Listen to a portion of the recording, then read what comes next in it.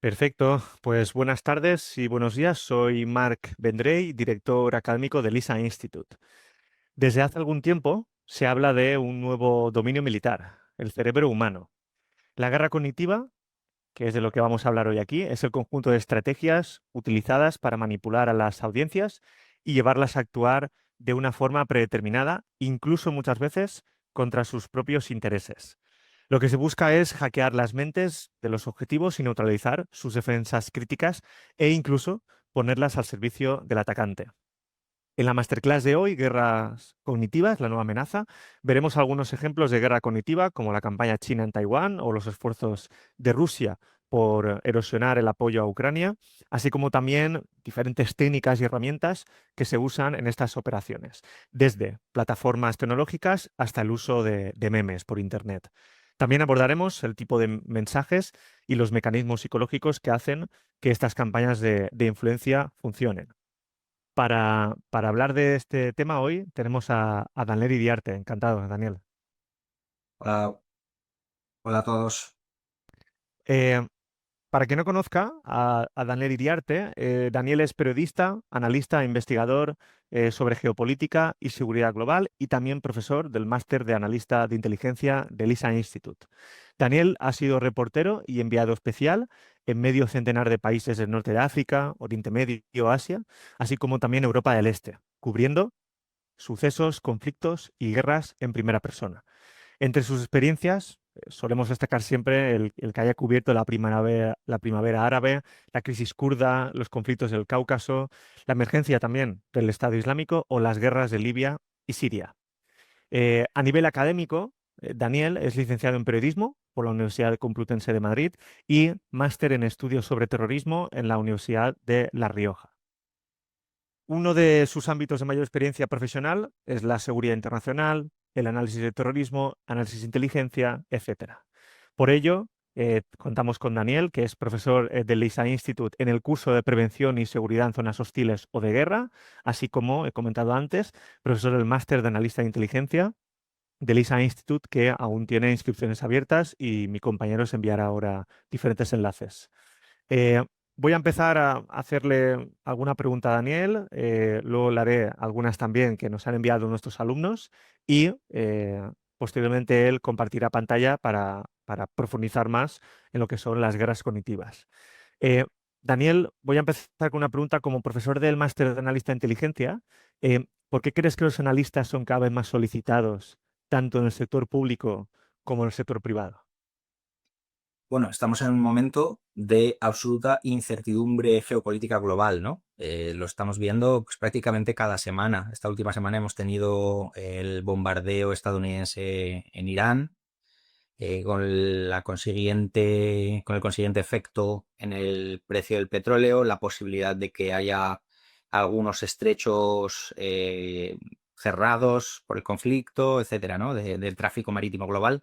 Entonces, aunque uno crea que no le interesa la política internacional o la geopolítica, a la geopolítica sí le interesas tú. O al menos podemos decir que la geopolítica te afecta, aunque no te interese nada, ¿no? Entonces, en ese sentido, hay una conciencia cada vez mayor de esta necesidad de entender los entornos globales y cómo están cambiando, bueno, las incertidumbres, los riesgos y un poco pues, cómo tratar de reducir esas incertidumbres y de mitigar esos peligros. Porque es que incluso aunque tú tengas algo tan simple como, yo que sé, una empresa de zapatos en tu pueblo, probablemente vas a requerir materias primas que vienen de otra parte del mundo que se pueden ver afectadas por estas sacudidas, ¿no?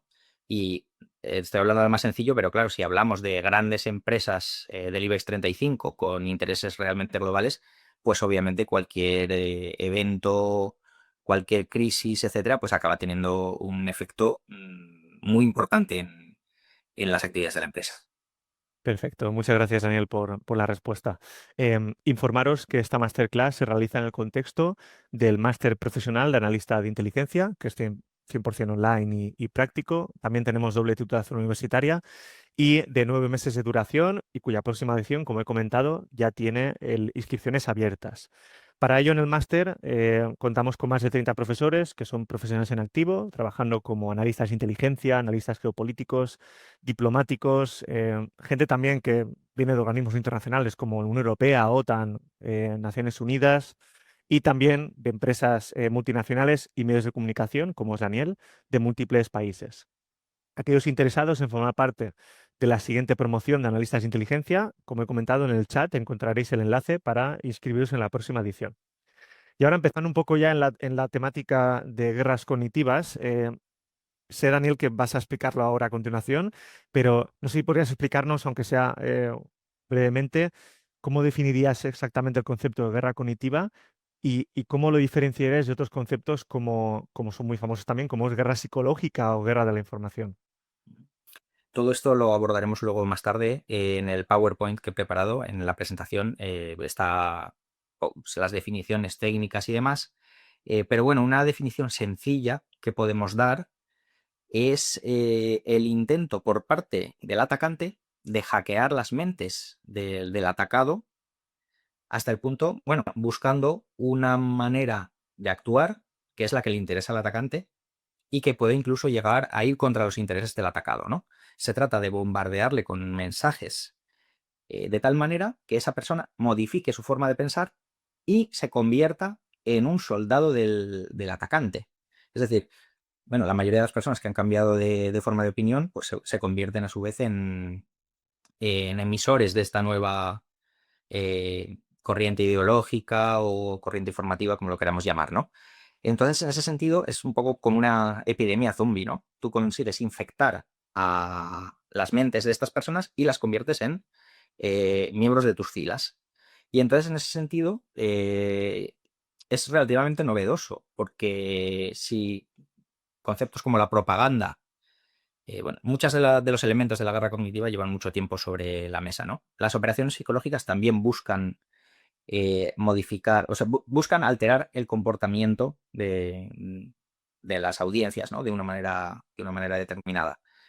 Pero en este caso, a lo mejor lo que buscas simplemente es que se rindan sin luchar, ¿no? Estás tratando de tomar una población y lo que buscas es, bueno, pues una actitud amistosa hacia las tropas que atacan. No es exactamente lo mismo, ¿no? Porque ahí buscas un efecto determinado, pero no buscas un efecto de amplificación de los mensajes como sí sucede en la guerra cognitiva, ¿no?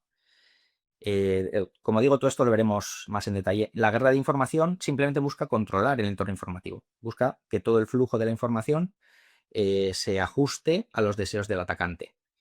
Pero puede ser una guerra de alguna manera en la que el receptor es simplemente pasivo.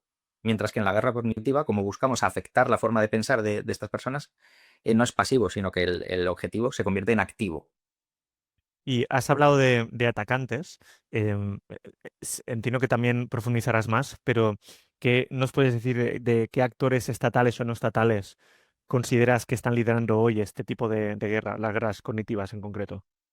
Bueno, aquí la gran novedad que hay en este momento respecto a otro tipo de operaciones psicológicas del pasado y de tal, son los nuevos ecosistemas digitales, ¿no? Que es lo que permiten que incluso el actor más pequeño, si tiene músculo suficiente, puede tener un gran impacto en redes sociales y en manipulación de las audiencias, ¿no? Por así decirlo. En el proyectar una serie de mensajes que hagan pues que las audiencias reaccionen de una manera determinada.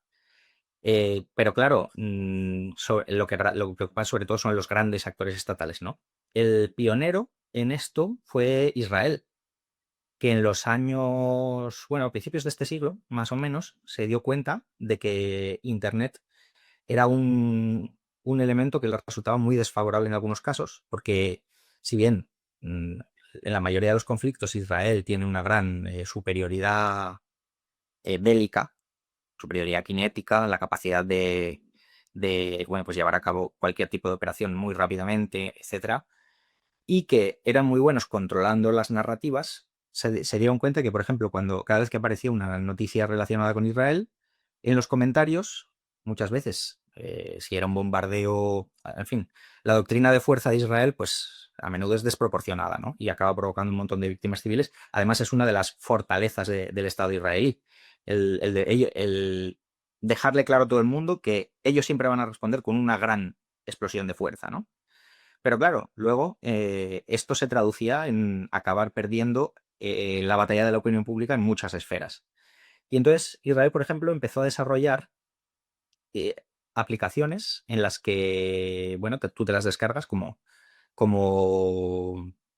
voluntario de Israel, ¿no? Israel tiene muchos partidarios en todo el mundo, en muchísimos idiomas, pues te puedes descargar este tipo de apps y entonces cada vez que se publica una noticia relacionada con Israel, esta aplicación te señala cuál es esa noticia y te da un pequeño argumentario en el que puedes comentar a favor de Israel en los comentarios, ¿no? Y eso hizo que Israel pues, se impusiera rápidamente en el mundo de los comentarios, ¿no? De las noticias de Internet hace ya pues, más de 2 décadas. Una u otra forma de este tipo de apps se han seguido manteniendo hasta el día de hoy. Rusia es el país que más ha invertido en este tipo de capacidades cognitivas, ¿no? En Rusia tienen muy claro que la información es un arma, que se puede utilizar como un arma y se debe utilizar como un arma según su punto de vista. Entonces invierte grandes presupuestos, por ejemplo, en medios de comunicación que no son realmente medios informativos, son medios de desestabilización y ellos mismos lo dicen claramente. Margarita Simonian, por ejemplo, la directora del gran conglomerado de medios al que pertenece RT, lo dice claramente, que sus medios son un arma informativa, ¿no?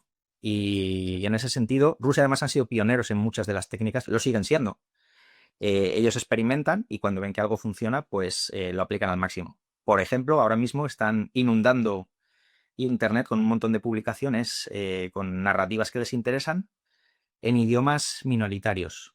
No porque les interese que haya narrativas prorrusas sobre Ucrania en bretón o en euskera, sino porque se han dado cuenta de que los modelos de inteligencia artificial de lenguaje tienen que beber de alguna fuente. Entonces, si ellos inundan la red de este tipo de contenidos, sus fuentes son las que van a aparecer y entonces consiguen pues afectar a los resultados de las búsquedas mediante inteligencia artificial, ¿no? Pues, por ejemplo, esto es una táctica pionera de Rusia que la está aplicando ahora mismo.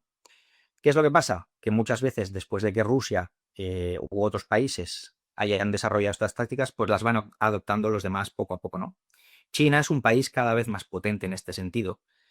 China ha pasado de ser un actor que lo que buscaba era la supresión del discurso que no le interesaba, es decir, con China lo que quería era que no se hablara del Tíbet, que no se hablara de Hong Kong, que no se hablara de derechos humanos en China, pero poco a poco se ha dado cuenta de que le conviene participar, o sea, ser más agresivo, ¿no? Y entonces han ido variando un poco este enfoque y ahora cada vez más pues, están copiando muchas de las tácticas de Rusia. De hecho, hay acuerdos firmados entre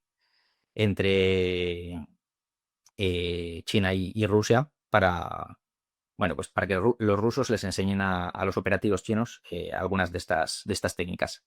Estados Unidos tiene una gran capacidad. Lo que pasa es que el Estados Unidos es más difícil de rastrearlo porque siempre trabajan con contratistas. O sea, la mayoría de las grandes operaciones que hacen, bueno, Estados Unidos, como sabéis, tiene una gran tradición de utilizar contratistas en defensa para según qué sectores, y el campo de la guerra cognitiva no es una excepción. Y, por ejemplo, Francia también en el Sahel, por ejemplo, empezó a utilizar este mismo tipo de técnicas cuando vio que Rusia les estaban básicamente machacando en la guerra informativa intentaron un poco aplicar las mismas técnicas, pero no les ha salido demasiado bien. Reino Unido tiene capacidades. Bueno, la mayoría de los grandes estados tienen algún tipo de capacidad en un sentido o en otro, aunque se aplique solo a un ámbito limitado, como puede ser el caso de Marruecos. Marruecos es un país que tiene 4 o 5 líneas de política exterior, no más.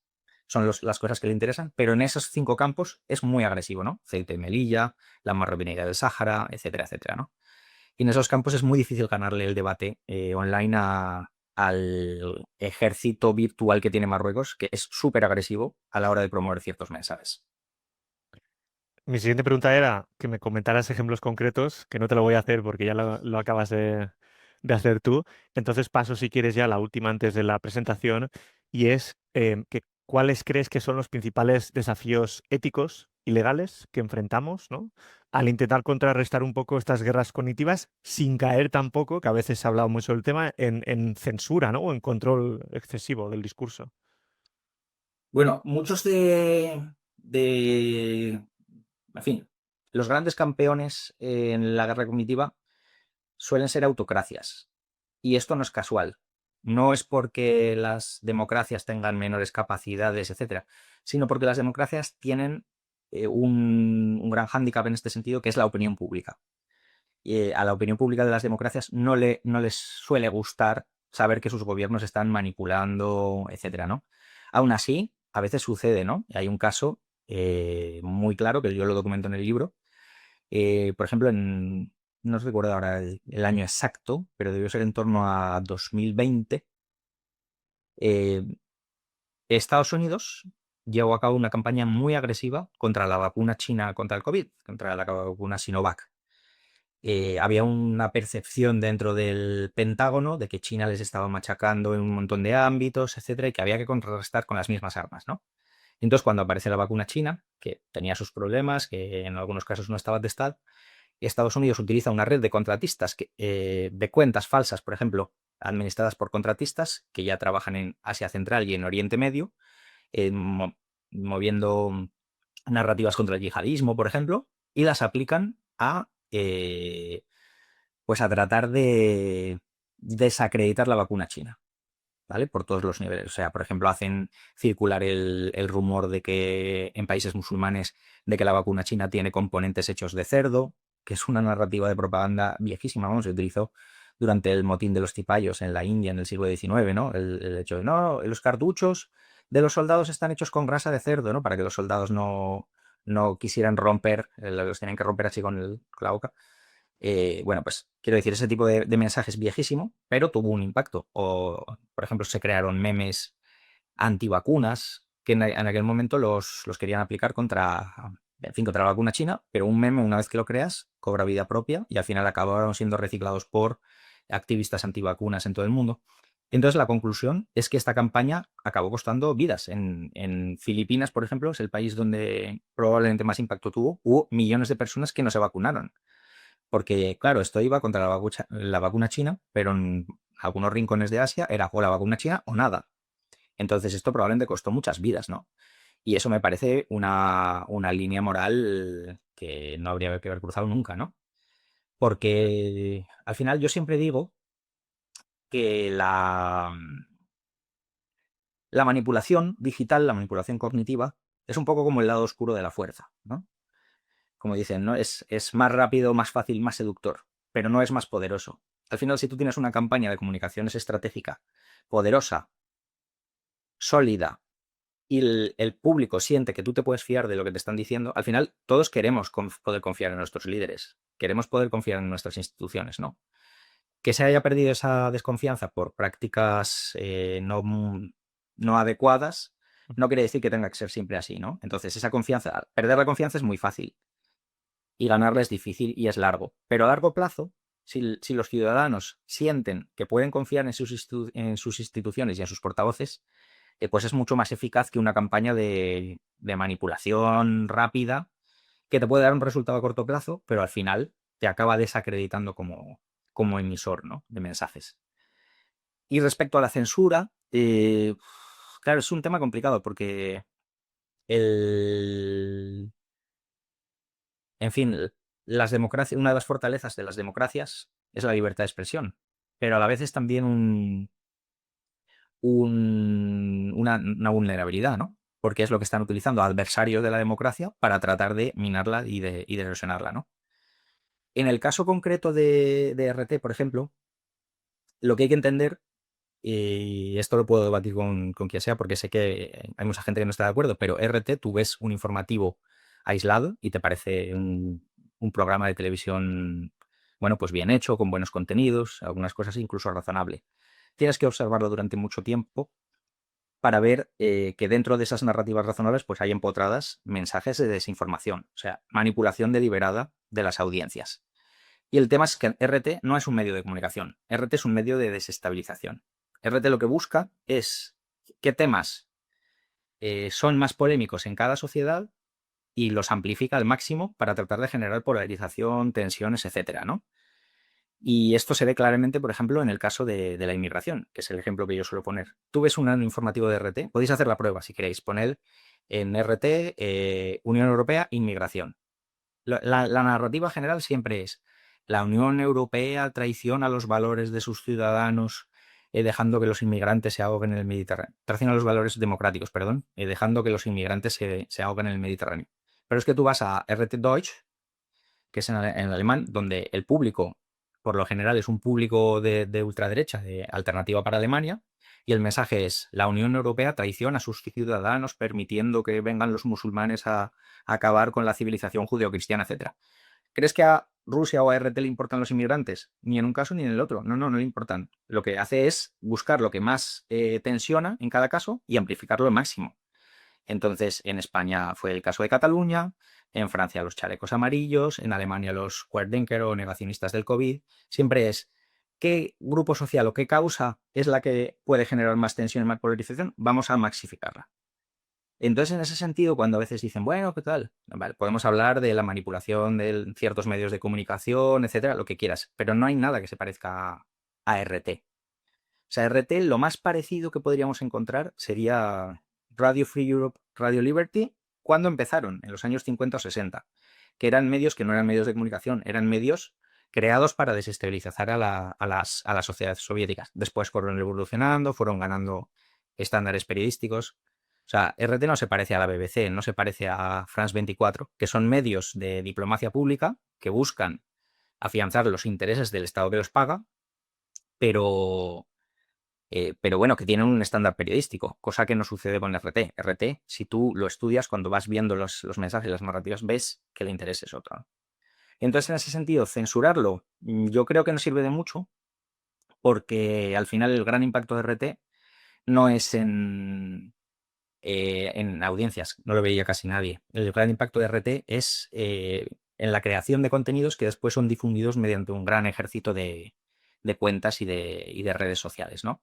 Y en ese sentido, censurarlo no sirve de nada, porque simplemente crean páginas espejo con el mismo tipo de contenidos y se siguen difundiendo igual, ¿no? Y eso les permite además una narrativa de victimización. En plan, Europa nos censura, tal. O sea, que en ese caso probablemente es contraproducente, ¿no? Y Entonces, de hecho también, yo recuerdo cuando prohibieron ver RT en algunos países europeos, lo que provocó es que mucha gente empezó a buscar RT por internet cuando quizás no tenía mucho interés. Y tienes razón tú en que va a audiencias muy concretas y habla de temas muy concretos que siempre buscan, pues eso, ¿no? Desestabilizar la Unión Europea, eh, un poco encontrar esos espectros políticos extremistas en un lado y en otro también, porque mucho de su nicho de público es ese también. De RT me refiero, en concreto, ¿eh? sí, sí. Una de las claves de la guerra cognitiva exitosa es la segmentación de audiencias. O sea, saber a quién te estás dirigiendo para tratar de explotar sus sesgos, provocando una respuesta emocional, etcétera, ¿no? Claro, Es básico, ¿no? Y en este caso lo totalmente. hace muy bien. O sea, tienen muy claro a quién se dirige cada uno de los medios. Incluso RT en español no lanza el mismo tipo de mensajes que es Sputnik en español, porque RT en español está muy dirigido a audiencias de izquierda. Sputnik es más ambiguo, juegan más Mm. con los nacionalistas, nacionalistas en el sentido de, no me refiero a los nacionalistas de España, sino es un público con ideas más nacionalistas, es más, coquetea más con el trampismo, cosa que RT en español no hace. Entonces, bueno, sí, hay una segmentación. Y bueno, esto se aplica pues, a todos los estados, ¿eh? No, nos hemos centrado en este caso porque es muy claro, el caso de Rusia, Ujú. pero podemos hablar Perfecto. de otros. Pues Daniel, si quieres puedes empezar a compartir y Muy bien. ahora te aviso. Perfecto, pues ya lo vemos. Cuando quieras tú, Daniel. Bueno, muchas gracias a todos por vuestro interés, por haberos pasado por aquí y espero que lo que vamos a comentaros pues, sea de vuestro interés. Vamos a empezar con una definición. Es una definición clásica de un teórico francés que se llama François de Cluzel, que fue un poco el primero que empezó a estudiar el tema de la guerra cognitiva pues para las publicaciones de la OTAN, ¿no? Entonces, una de las cosas que Cluzel definía es que la guerra de información intenta controlar el flujo de información, como hemos dicho, mientras que la guerra cognitiva degrada la capacidad de conocer, producir y abortar el conocimiento. Es decir, va mucho más allá que una mera guerra de propaganda o de control de las narrativas, ¿no? En este caso, lo que intentas es que la persona empiece a pensar de manera diferente o de forma no adecuada para para sus propios intereses, ¿no? La guerra cognitiva, según Clusel, persigue el objetivo de minar la confianza en los procesos electorales, en las instituciones, los aliados políticos, y por lo tanto el individuo se convierte en el arma donde el objetivo no es atacar lo que piensan los individuos, sino la forma en la que piensan, ¿no? El modificar su forma de razonar y en fin, de desarrollar ideas, ¿no? Cualquier usuario de las modernas tecnologías de la información es un objetivo potencial porque la guerra cognitiva tiene como objetivo a todo el capital humano de una nación. Yo he dado una definición un poco más sencilla, que es la que hemos mencionado antes, pero bueno, por si alguien ha llegado tarde, podemos definirla como el bombardeo constante del adversario con mensajes específicos con el propósito de hackear su mente para llevarlo a actuar de una forma predeterminada por el agresor, incluso si esto implica actuar contra sus propios intereses. Y yo estoy hablando de este tema porque he escrito un libro que se publicó el pasado mayo, que se titula Guerras cognitivas, cómo estados, empresas, espías y terroristas usan tu mente como campo de batalla, en la editorial ARPA. El libro aborda muchas cuestiones que, por desgracia, en esta masterclass no vamos a tener tiempo de tratar en profundidad, solo vamos a poder abordar unas poquitas. Así que si a alguien le interesa estos temas, pues os animo a que le echéis un vistazo y con suerte os lo compréis. Algunos de los conceptos que tendríamos que tener claros para hablar de este tema pueden ser, por ejemplo, las operaciones psicológicas, ¿no? Son operaciones diseñadas para influir en el comportamiento del adversario. La armamentización de la información, que es la armamentización, obviamente es una traducción del término inglés weaponization. La traducción es la que se ha empezado a imponer últimamente, entonces, bueno, yo la he utilizado porque me parece un recurso solvente, ¿no? La información se puede presentar de una manera, incluso si los mensajes son verdaderos, tú puedes presentar la información de una manera determinada con un propósito de desestabilización, ¿no?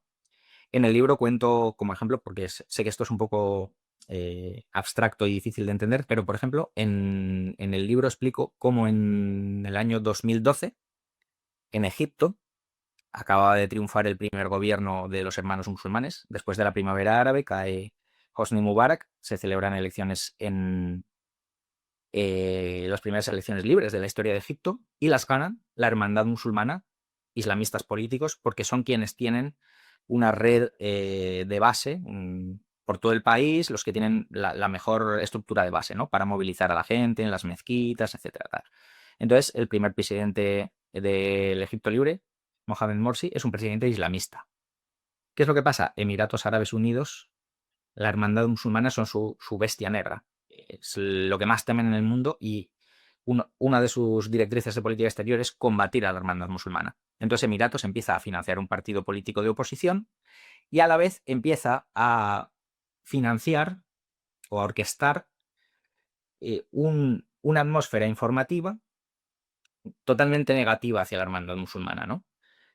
Con informaciones que en muchos casos son reales. Simplemente, pues, destacan los casos de incompetencia, destacan la mala gestión económica, etcétera, muchas cosas, ¿no? Que hacen que muchos egipcios se vayan poniendo más y más en contra del gobierno de Morsi. Y esto acaba desembocando en el golpe de Estado de ese mismo año, de 2012, eh, que acaba con el derrocamiento de la hermandad musulmana, ¿no?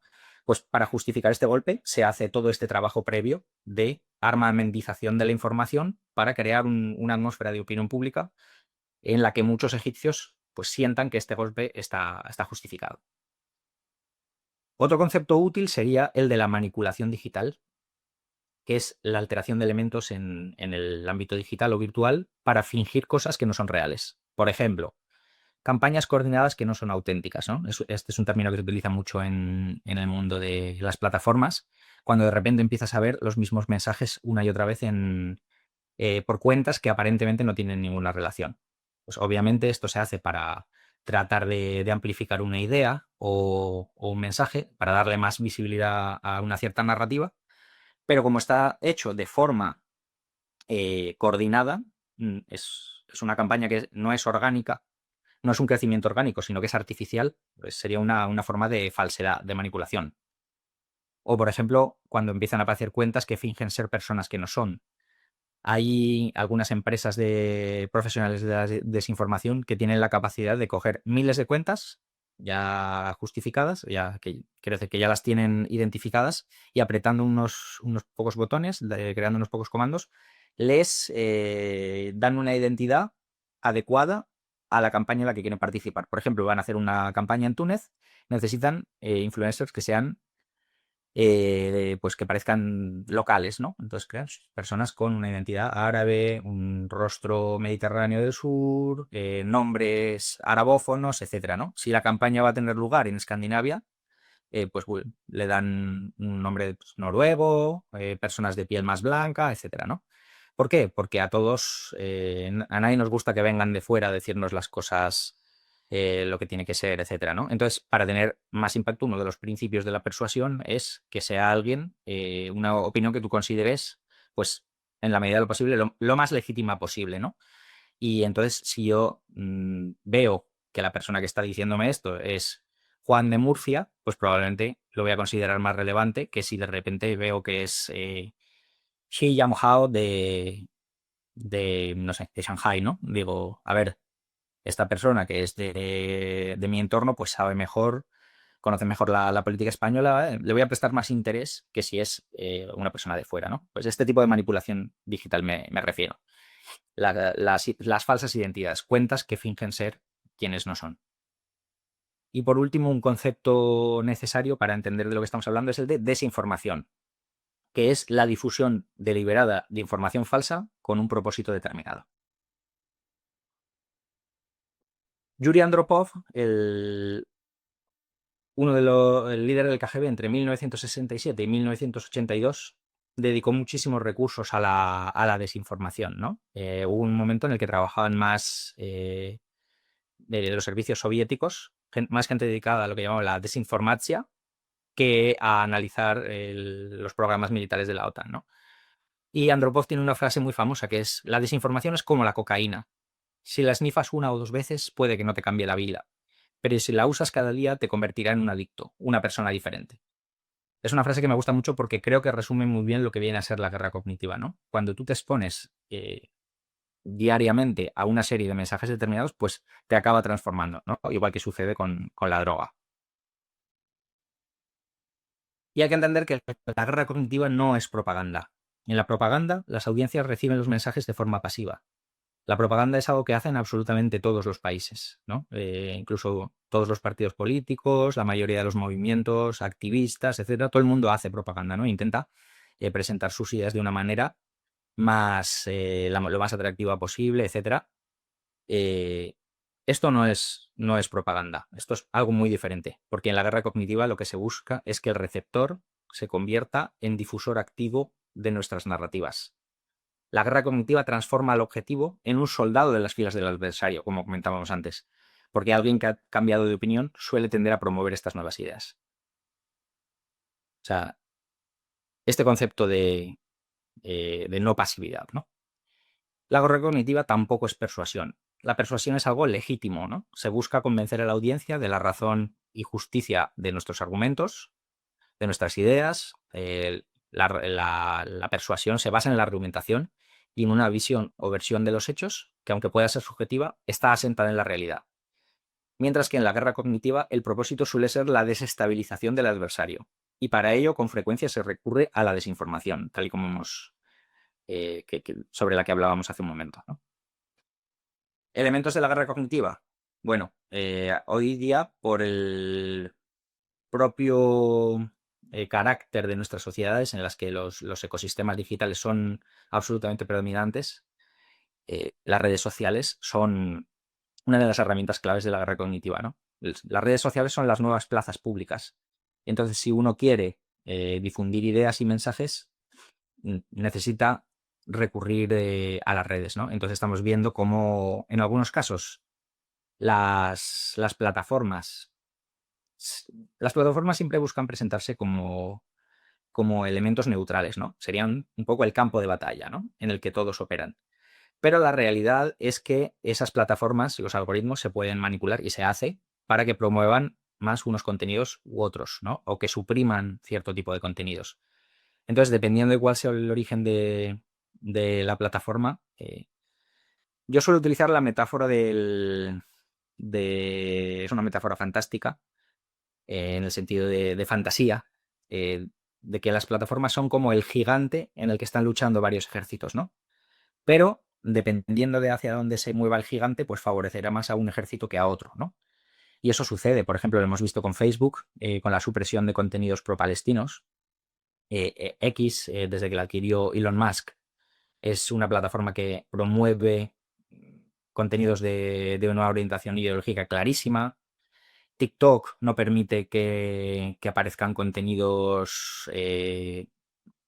Sí, lo permite, pero no les da mucha visualización de contenidos que no le interesan al gobierno chino. Por ejemplo, contenidos sobre el Tíbet apenas obtienen unas pocas visualizaciones, ¿no? O contenidos sobre derechos humanos en China.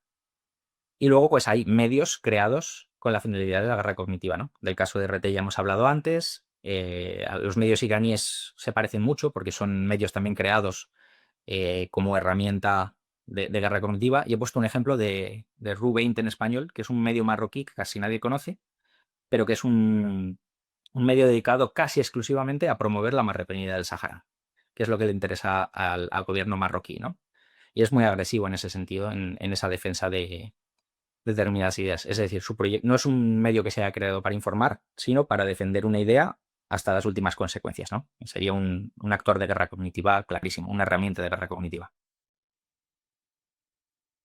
Otros elementos de la guerra cognitiva, pues los bots, los famosos bots, que son cuentas automatizadas que ayudan a amplificar artificialmente un contenido, otorgándole mayor visibilidad. Aquí os pongo, en esta imagen, por ejemplo, veis una granja de bots rusa desmantelada por las autoridades ucranianas, ¿no? Básicamente lo único que hacía era promover contenidos, amplificarlos artificialmente para que pareciera que eran mucho más prominentes de lo que realmente eran ese tipo de contenidos y mensajes.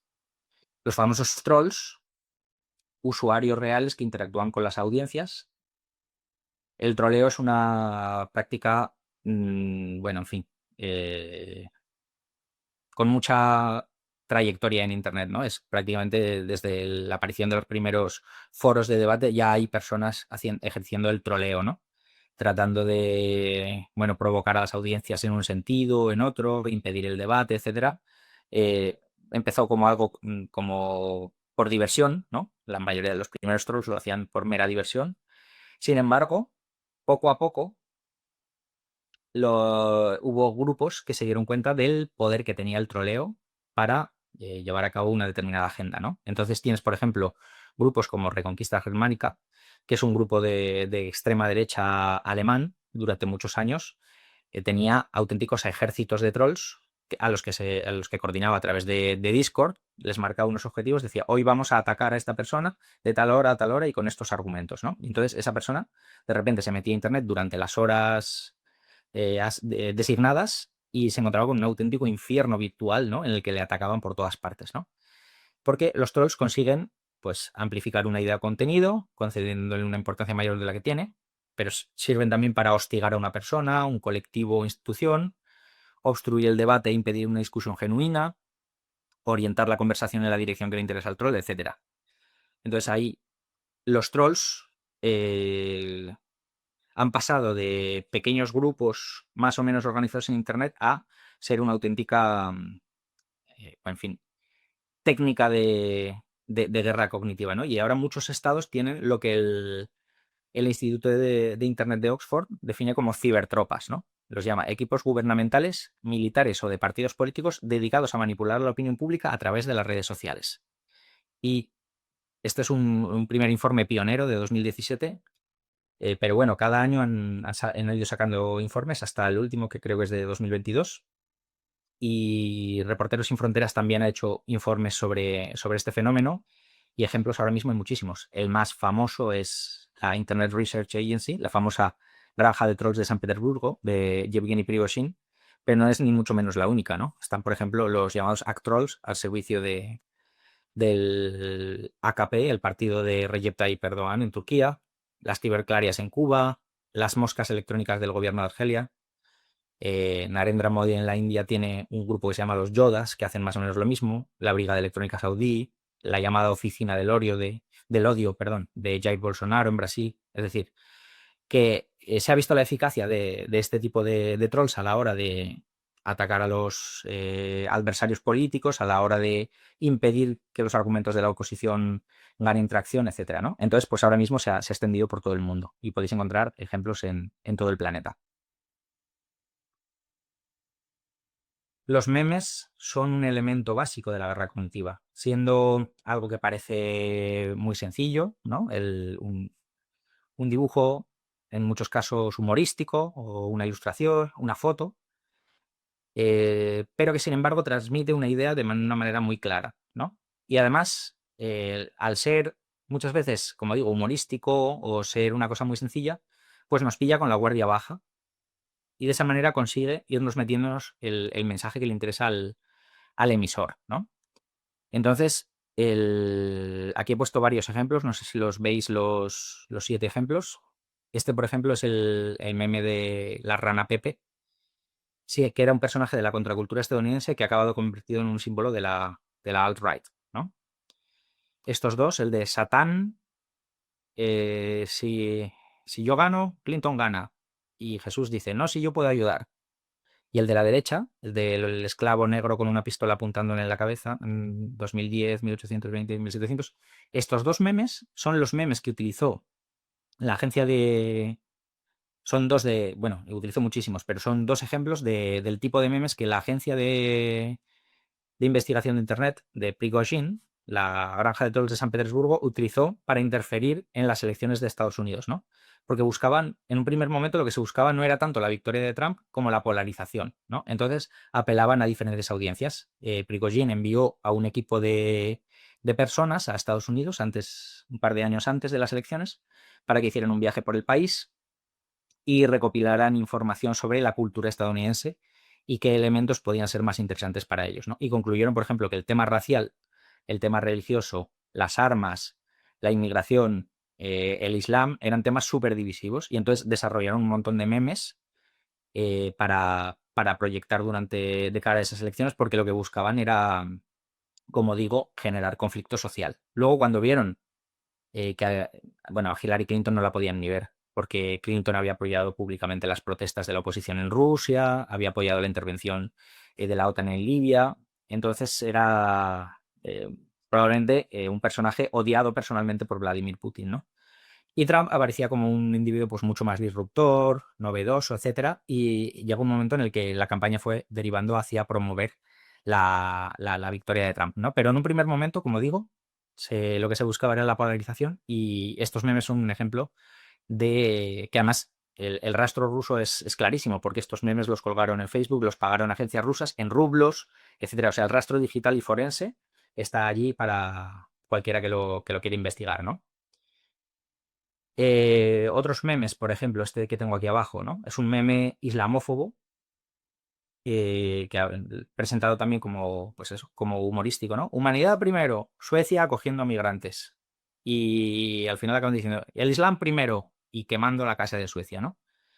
Es una idea presentada de manera muy sencilla, muy eficaz, y sin embargo el mensaje es, pues, un mensaje bastante extremo, ¿no? Un mensaje claramente islamófobo. Porque muchas veces los memes, con esa cosa de que es humorístico, etcétera, se utilizan para ir metiendo poco a poco ciertas ideas en el debate público y ampliando lo que se llama la ventana de Overton, ¿no? De lo que es tolerable en la sociedad, ¿no? Entonces muchos grupos extremistas los utilizan pues para promover ideas que en un primer momento sí que si las expresan a lo mejor de manera escrita no son aceptables, pero al ir metiéndolas en forma de meme y como humor, entre comillas, bueno, pues más o menos, si es gracioso, a veces se comparte, etcétera, y poco a poco van modificando esa forma de pensar de las audiencias, ¿no? Al lado del meme de Suecia tenemos este otro, un meme antivacunas, ¿no? Que es muy gracioso, ¿no? Dice, vacúnate, decían, será divertido, decían, y tenemos una persona con un montón de cucharas, ¿no? Pegadas al cuerpo, con lo que el mensaje explícito, yo diría yo, es vas a tener efectos secundarios cuando te vacunes, ¿no? Es narrativa antivacunas clarísima.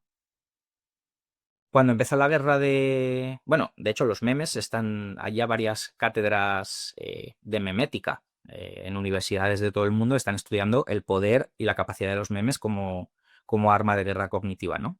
Hay estudios, como digo, bueno, ahora no recuerdo ninguno de los centros, pero sé que hay, por ejemplo, en Reino Unido, en Escandinavia, en Estados Unidos hay varias cátedras de memética. Y también se está empezando a estudiar por ejemplo, el Centro de Comunicaciones Estratégicas de la OTAN, por eso, precisamente por el poder que tiene, ¿no?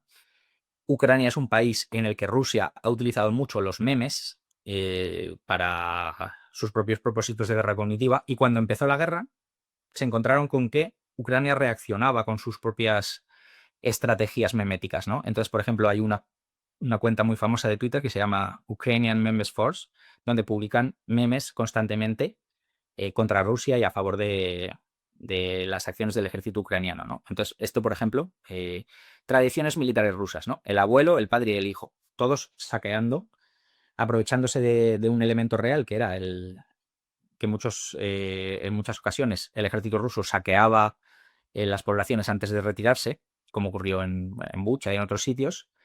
Bueno, pues aprovechándose de esa idea, pues crean un meme humorístico en el que están proyectando esa idea de que los rusos no son nada más que saqueadores y ladrones, ¿no?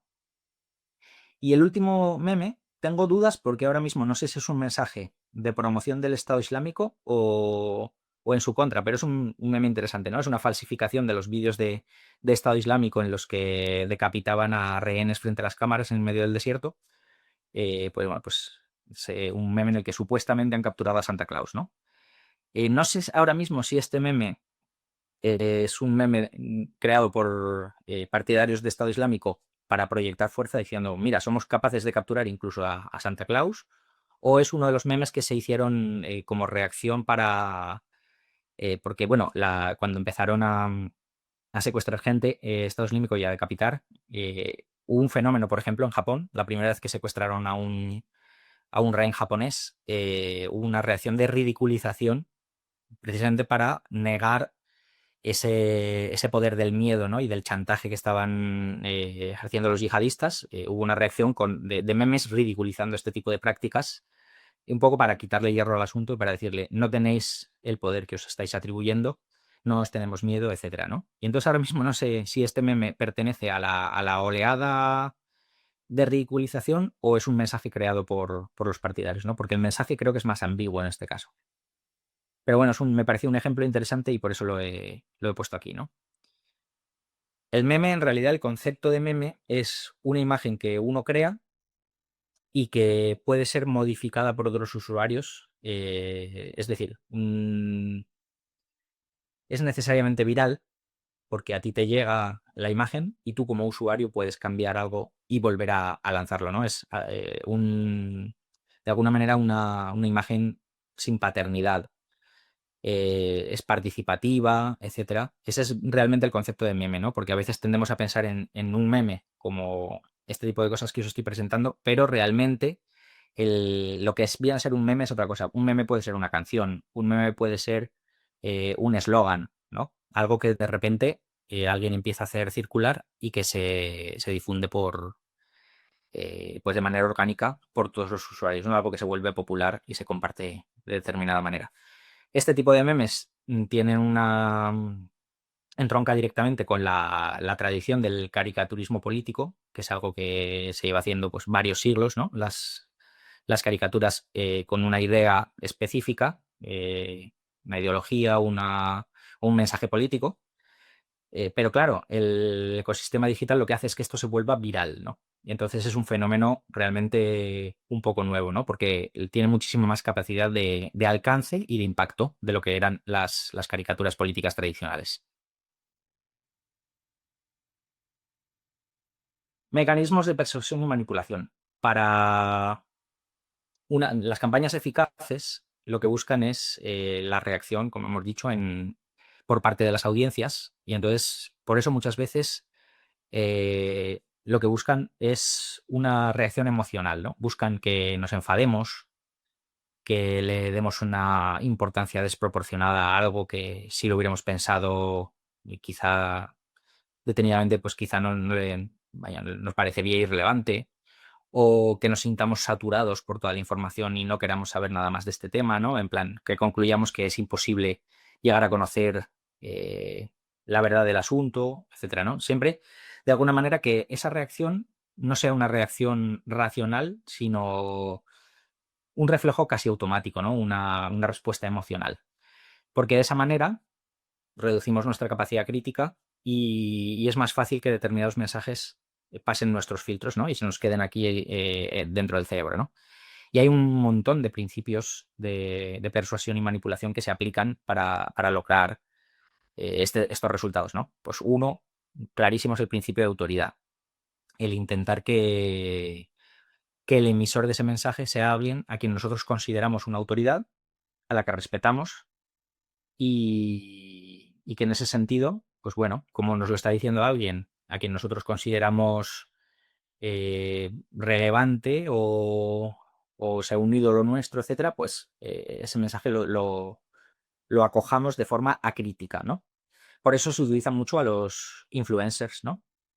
Se está recurriendo mucho ahora por parte de, por ejemplo, de estados autoritarios a figuras muy conocidas, youtubers, tiktokers, gente que tienen una gran audiencia, ¿no? Para, bueno, pues para presentar regímenes, como digo, autoritarios o dictaduras, pues bajo una luz positiva, ¿no? Que haga que esas audiencias digan, oye, pues mira, yo no me había planteado que este país podía ser así, ¿no? Pues lo ha hecho, por ejemplo, Arabia Saudí, lo hizo en la Siria de Bashar al-Assad, Marruecos lo está haciendo ahora invitando a influencers españoles y youtubers al Sáhara Occidental para que vendan un paraíso idílico, no se preste atención a los derechos humanos y se promueva la idea de la marroquinidad del Sáhara. Y lo están haciendo los talibán en Afganistán, etcétera, ¿no? El hecho de tener a alguien a quien tú respetas y que te esté diciendo, oye, esto mola, pues hace que mucha gente diga, oye, pues es verdad, mola, ¿no? Y no te plantees nada más. Eso es lo que llamamos principio de autoridad. A veces la autoridad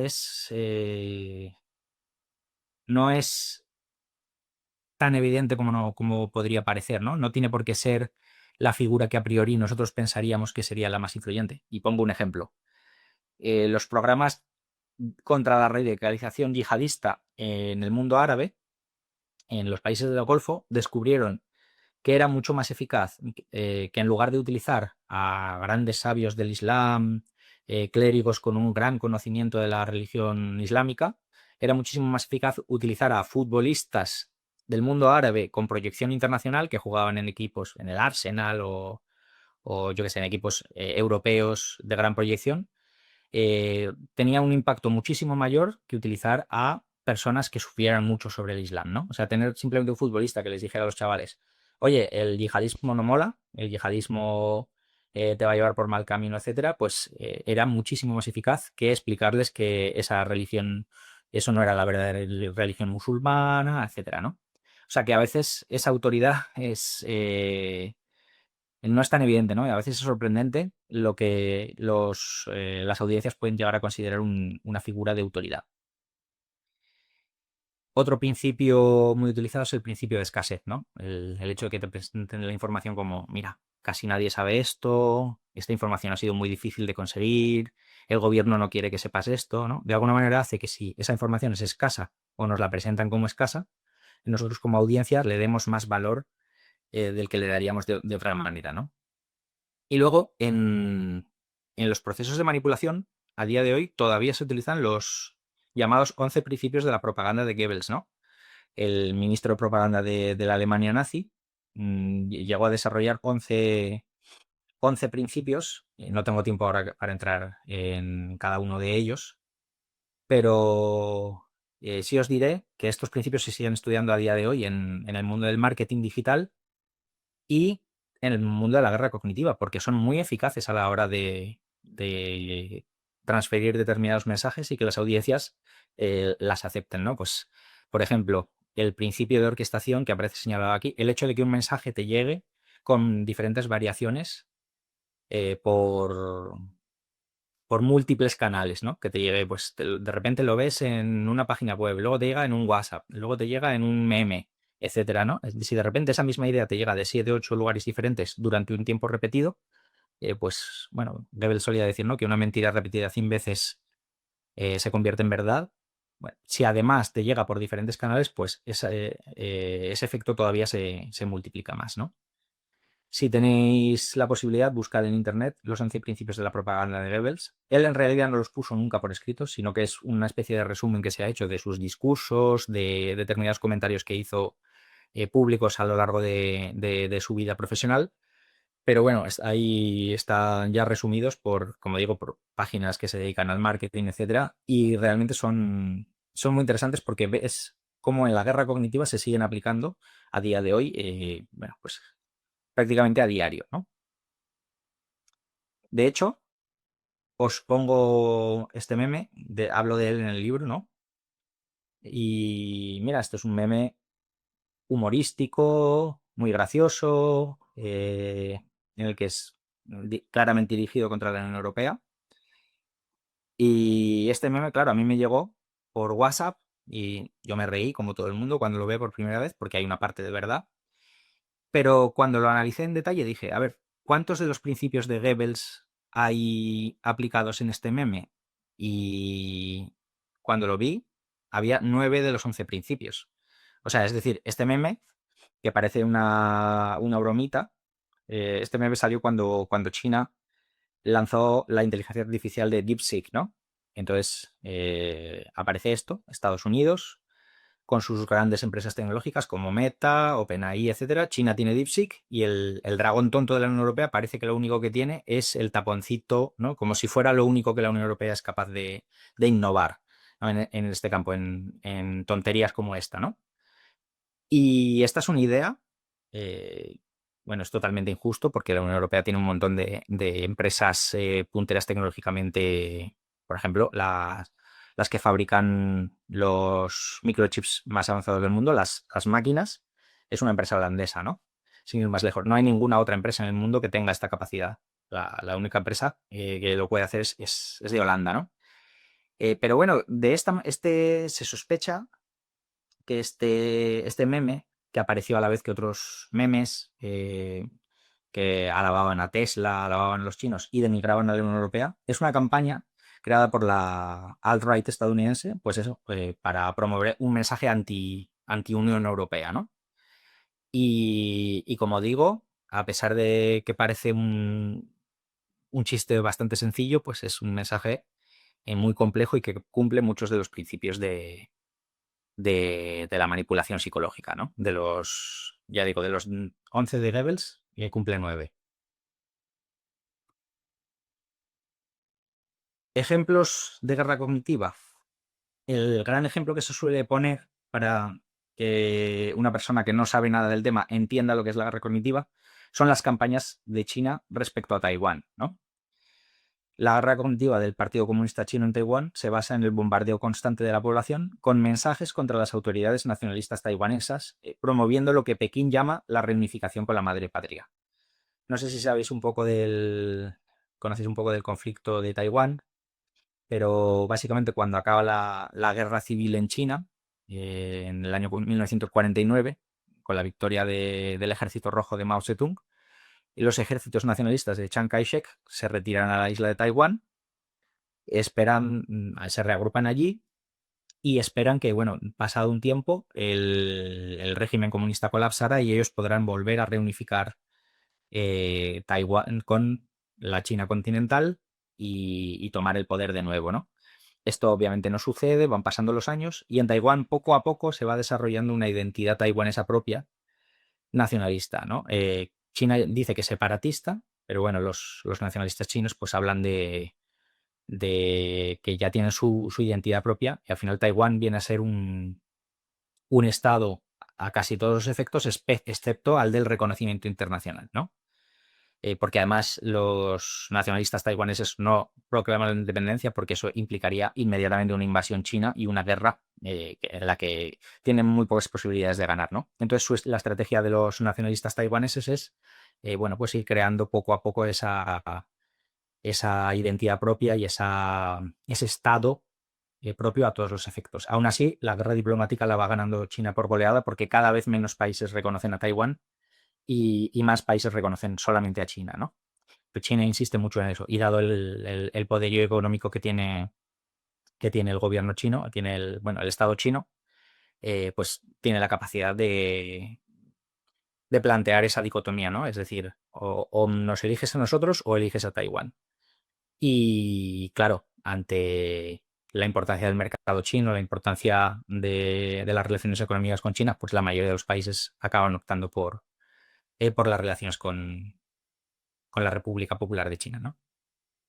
Entonces, China mantiene una guerra cognitiva constante contra Taiwán, ¿no? Los mensajes insisten en que a Taiwán le iría mejor en una China reunificada, que las ventajas económicas serían gigantescas, que el rumbo actual solo puede traer el desastre a sus habitantes, que los dirigentes taiwaneses están llevando a la isla hacia una guerra catastrófica, etcétera, ¿no?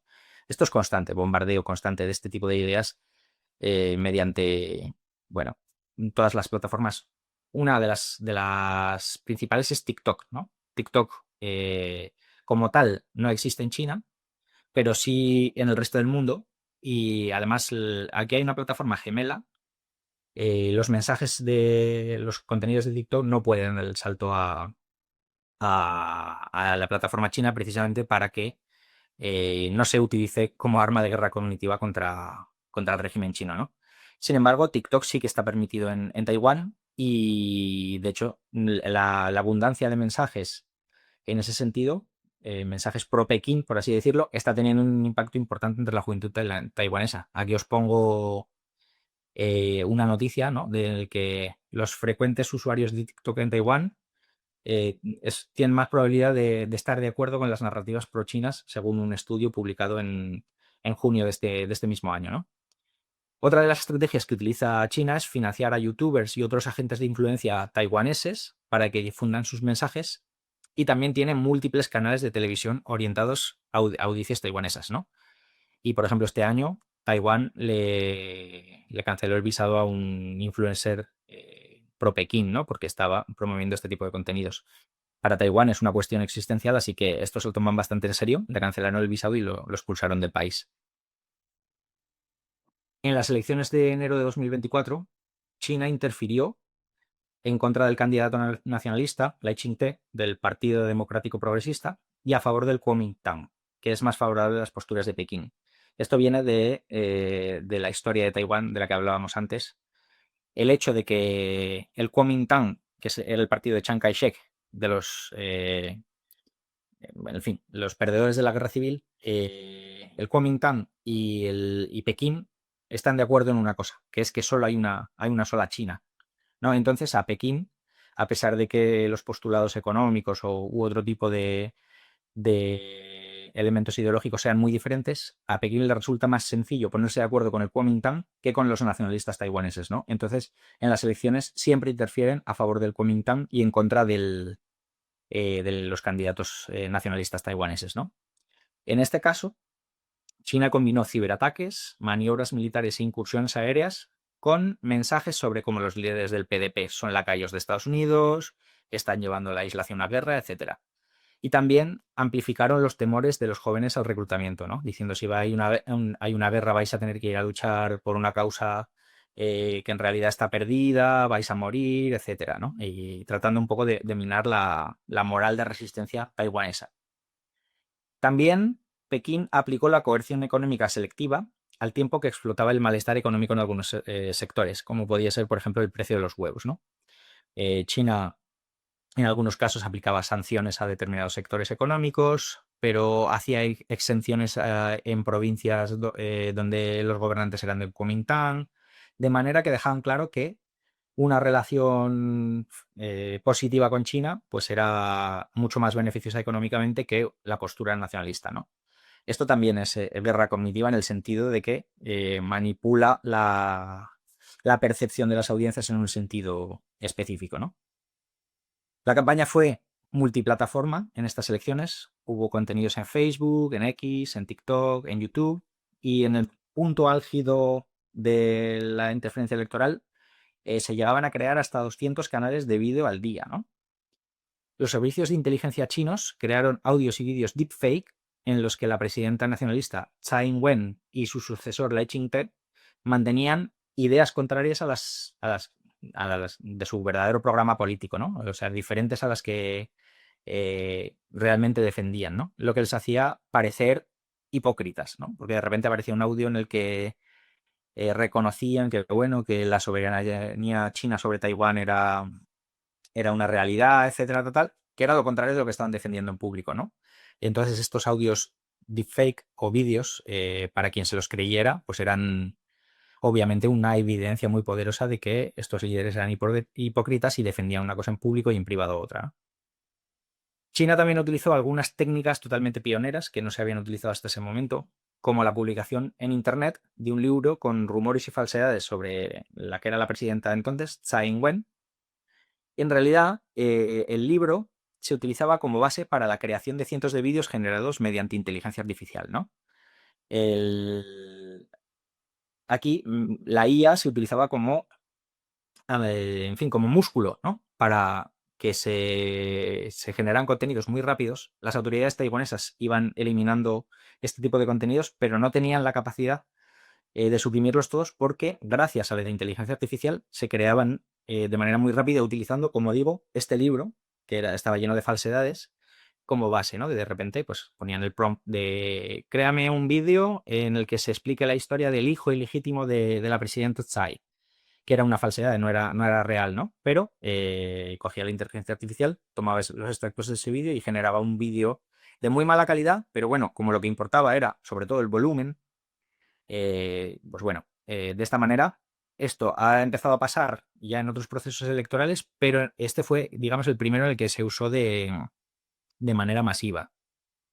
Y fue China quien fue pionera en ese sentido. Esta imagen es un ejemplo de la cantidad de vídeos atacando a la presidenta Tsai Ing-wen que podía encontrarse en un momento dado en YouTube, ¿no? Creo que es YouTube esta plataforma, no lo sé. Otro ejemplo de guerra cognitiva, y con esto ya vamos a ir cerrando la charla, es la estrategia de Rusia para erosionar el apoyo internacional a Ucrania, ¿no? Desde que ha empezado la guerra.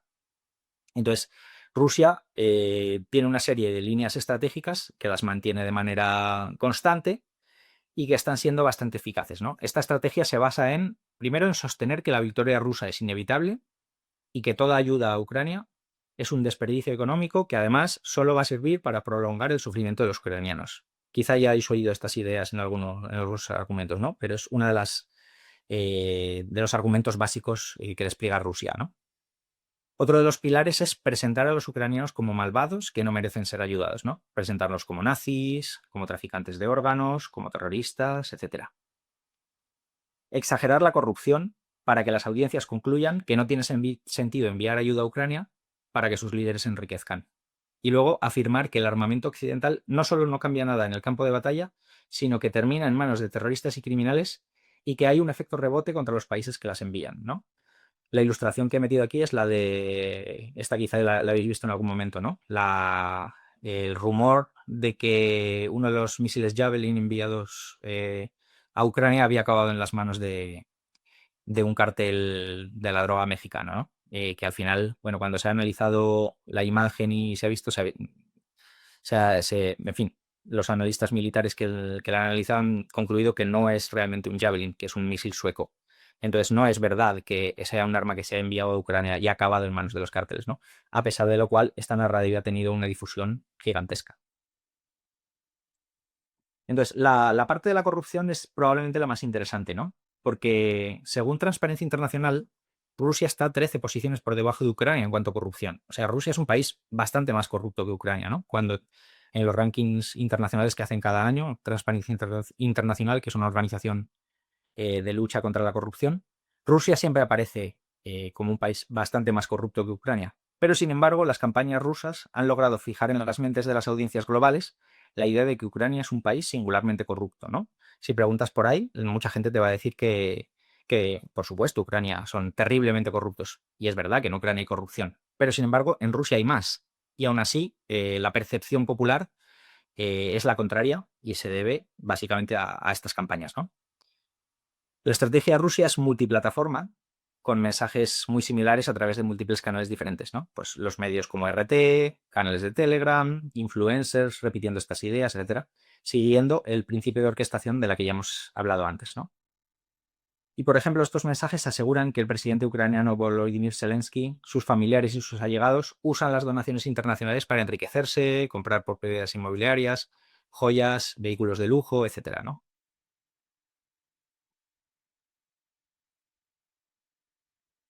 A ver, perdón.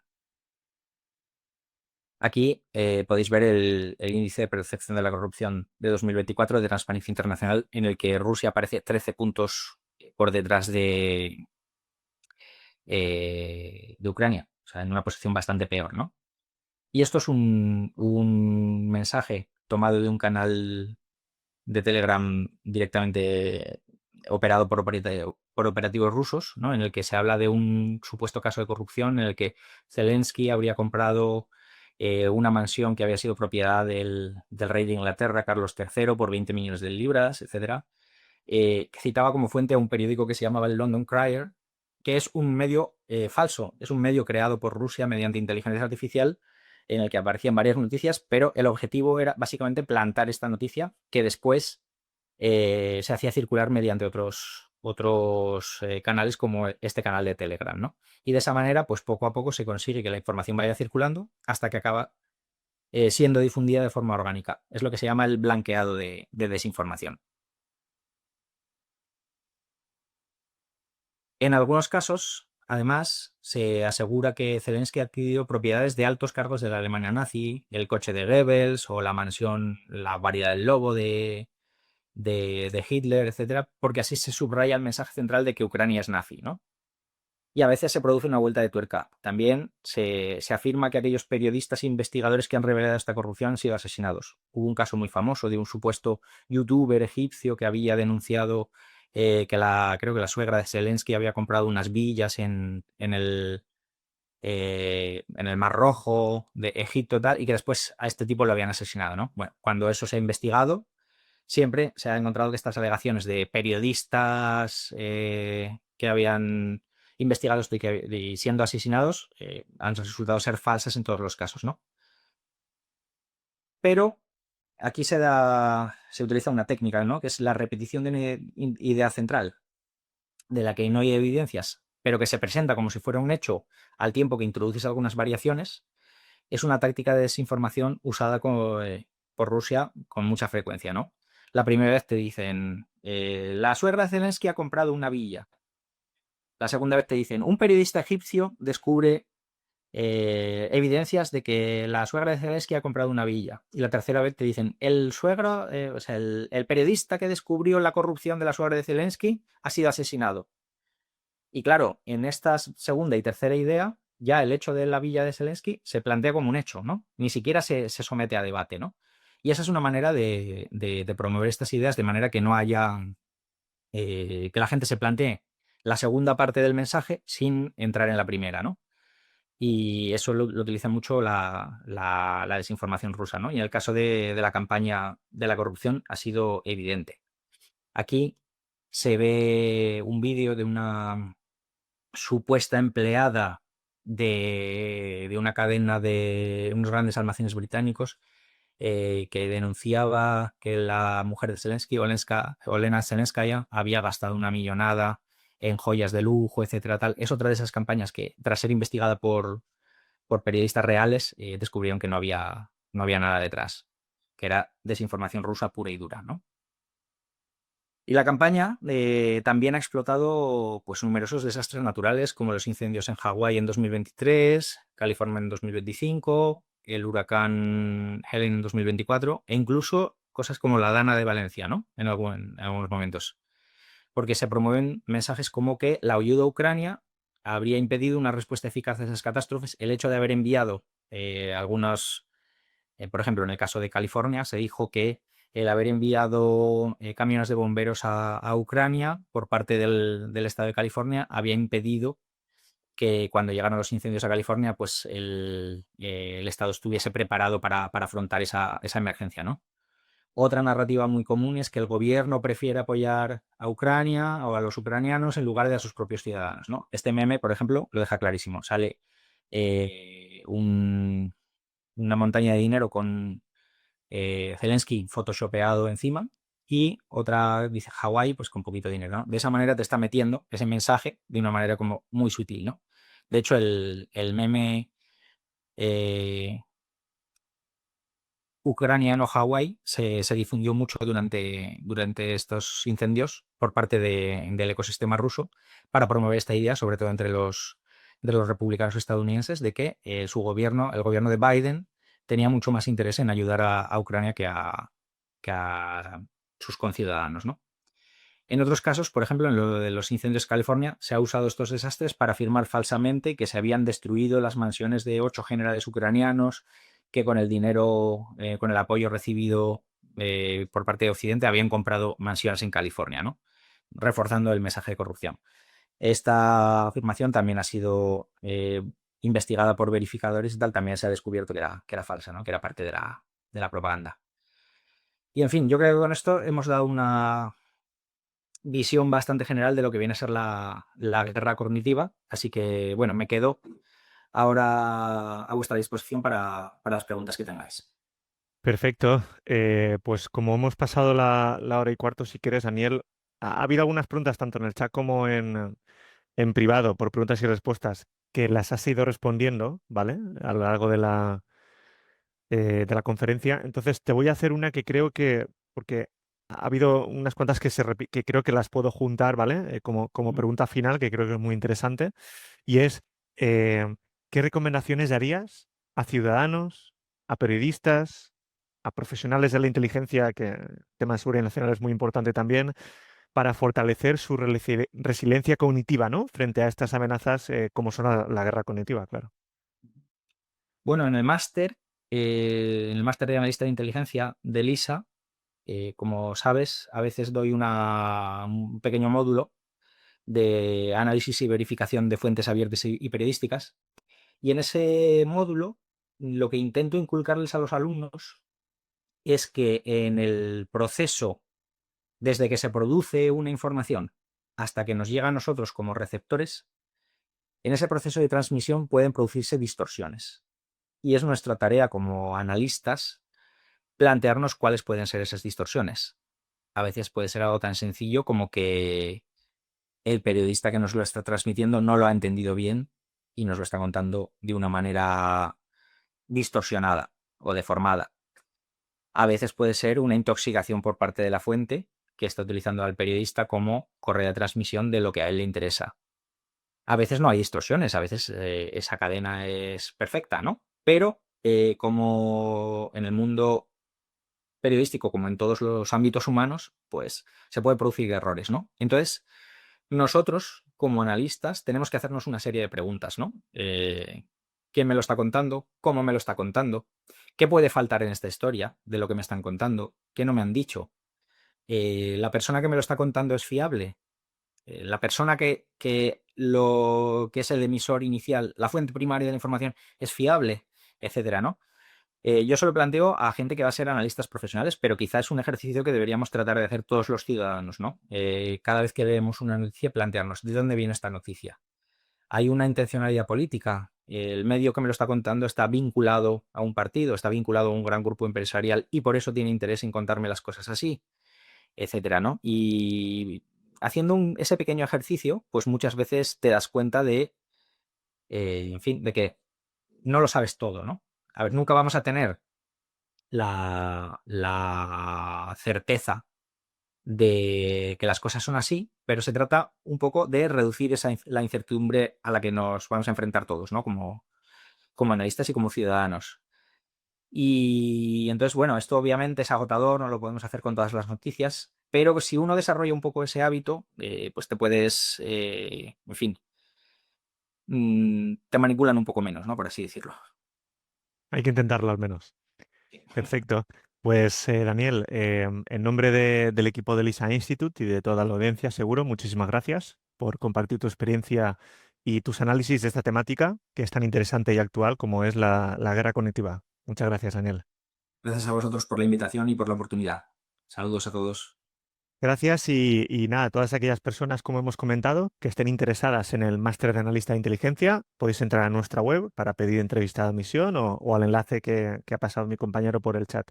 Dicho esto, tenemos que dejarlo aquí. Nos vemos en la próxima masterclass. Que tengas buen día, cuidaos mucho y hasta pronto.